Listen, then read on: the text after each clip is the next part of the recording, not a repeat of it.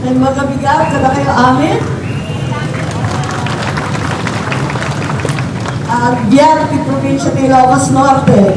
Thank you very much. Yes, happy Monday. It's good to be back home. Na-miss ko kayong lahat. Maraming salamat at tunay na ako'y tuwan-tuwa na makapiling kayong muli. It's a real joy to be back home. Naninibago ako sa senator eh. Gusto ko pa rin yung governator. Kaya maraming salamat sa inyo lahat, sa ating mga opisyalis na narito in full force, at sa ating mga empleyado, sa ating kapulisan, sa engineering na nariyan, ang OBA, ang iba't ibang katropa natin, iba't ibang department, at the special treat, of course, with the Sammy Wen and the rest of our talented crew. Maraming salamat sa mga barkada natin sa media. Thank you so much for all being here. Bago ang lahat, the North indeed remembers. And I will never forget. Maraming salamat. At number one ako, hindi man lang ako nangampanya rito, hindi man lang ako napunta sa iba't ibang lugar ng Ilocos Sur, ng La Union, ng Apayao, ng Kalinga, kahit papano. Number one hanggang sa Cagayan. Thank you so much. The solid North is alive and well. Thank you. At mukhang magagalit sa akin yung ibang senatorial vote sapagkat nag-solo vote kayo. Ayaw niyo yung paawa. At eto nga, I'm very pleased to be here. I'm a little bit sad. Pero alam naman ninyo na medyo nahirapan tayo. It's been a bruising and difficult campaign. Not only for me at the national level, but even for those who ran with me here in Ilocos Norte. Napakahirap po ng kampanyang to. Unang-una, alam po ninyo, napagod kami ng sobra-sobra. Ngayon ko lang naramdaman, ang sarap pala matulog. Dahil nakailang buwan na kami, hindi magkatugma ang biorhythm ng mag-ama. Si Presidente Duterte, gustong-gusto ng mga alas 11 magsimula yung diskurso niya. Buwelong-buwelo siya hanggang alauna. Uuwi kami alas 3 ng umaga, wala pang alas 6, andyan na si Mayor Sara Duterte, brum brum brum, nandyan na sa motor. Ang aga-aga, ang sipag-sipag, ang tapang-tapang. Alas 8, gusto na rumampa sa entablado.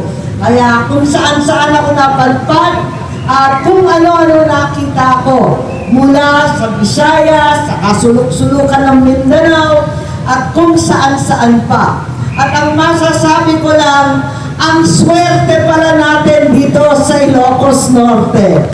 Napakaraming magagandang lugar. There are beautiful islands, there are great volcanoes, there are remarkable sights and sounds throughout the Philippines. There's also very good food. But at the end of the day, it's a real joy and pride to be Ilocana, to come from Ilocos Norte. The best pa rin ang ating lugar. Alam ko na napakahirap rin ng kampanya dito sa ating probinsya. Unang-una, may nawala ang ating minamahal na pinsan, si Nonong, pero nandito ang kinatawan niya, si Ces Araneta Marcos. Pinapakilala ko po ang ating vice-gobernador. At narito rin ang mga tagalawag na mukha naman naliligaw. Naliligaw sa probinsya ang ating bagong vice-mayor. Nakilala na natin lahat, Abogado Toto Lasso.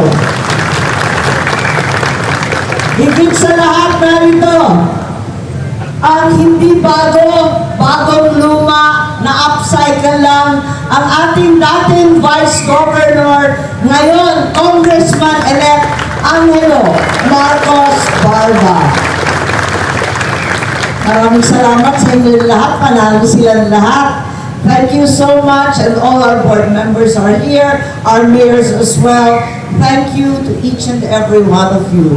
Hindi naman lihim sa lahat na mula Marso ng 2017, hirap na po ang buong Kapitolyo. Kaya ang aking bucket list sa third term ay pagkahaba-haba. Medyo autopilot kayong lahat for the past 2 odd years at ako'y nagpapaumanhin dahil hindi ko natutukan ng todo ang lahat ng ating trabaho. Ganun pa man, nag-perform ang ating mga kawani sa Provincial Capitol. Maraming salamat sa department heads na remote control at governing by cellphone ng mga huling nakaraan na buwan. Tiis-tiisan kayo at alam ko madalas nahihirapan kayong humagilap sa akin.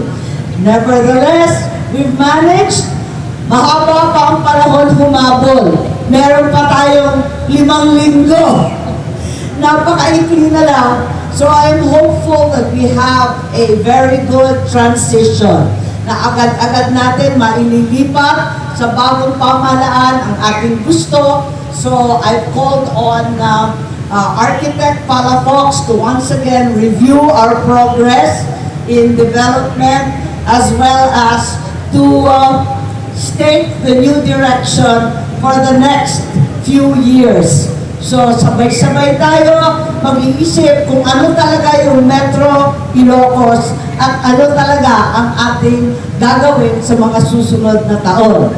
Yung iba, alam ko yung engineering, marami pa yung project at magka-groundbreaking tayo sa lalong madaling panahon, mga June 28 yata, para sa ating stadium, Dapayan at bagong extension ng Kapitolyo. Magle-level up naman po tayo kahit paano. Medyo delayed, pero itutuloy. Ganon din ang iba't ibang project natin at gagawin natin institutionalize na. Wala nang ligtas ang ating CAPEX, ang Capital Express. Institutionalize na po natin, gawin na nating ordinansa. Ganon din ang ating mga bus, yung shuttle bus, night buses, and so on, dahil hinahanap-hanap ng ating mga estudyante at turista. Sa inyong lahat, maraming salamat at may 5 linggo pa, hihirit ako, tulong-tulong na lang tayo na mag-turnover. Pinatanggal na ni Governor Matt ang aking nabumulaklak na mga furniture at mga pulang bagay-bagay. Sabi niya, ayaw daw niyang yon. Ganon. At si Tessie, Josie, Lilian, at yung iba't iba pang mga lola, sabi ko sa kanila, maghanap na ng apo at anak kasi hindi na natin kaedad yung mga grupo rito. Nanganganib po tayo sa trabaho dahil matatanda tayo kesa sa mga bagong papasok. Pero having said that, thank you so much for your devoted service despite my long absence in the past few months. I'm delighted to be back home finally. Ang tagal ko nga makabalik dahil antay ako ng antay sa proclamation. Dahil sabi ko nga, ang tagal naman magbilangan ng COMELEC, baka mabombong pa tayo nito. So, ayoko talagang matulog. Sabi ko, walang tulugan kahit 9 na araw. Sa awa ng Diyos na proklama na at tunay na si Bongbong naman, ipagdasal pa rin natin. May pag-asa pa rin yan kahit sobrang inot-inot. At ngayon, kinukumbida ko kayo sa oath-taking natin sa June 29, diyan sa Batak. Please join us sa umaga. At mukhang yan ang araw ay tinakda para sa oath-taking ng iba't ibang opisyal dito sa Ilocos Norte. To all of you, thank you very much. At sa iba't ibang pagkukulang ko sa mga nakaraang buwan, tiis-tiis po, sorry po, pero let's try to quickly make up. Huling hirit, hindi po ako mawawala sa Ilocos Norte. Andito pa rin ako manggugulo, at magdadagdag trabaho.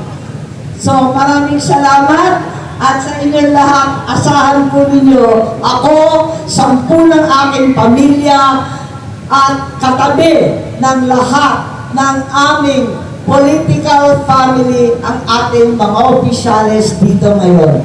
Thank you very much. Happy Monday. Agbyat, Ilocos Norte. Pasintitan, Tinatangkok, Ilocano. Gusto nila.